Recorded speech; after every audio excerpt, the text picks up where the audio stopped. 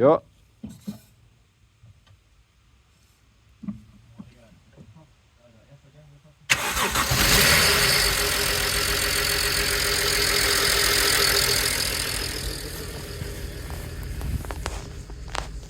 Aber jetzt macht er das gar nicht so toll, ne? Ah, doch. Ah.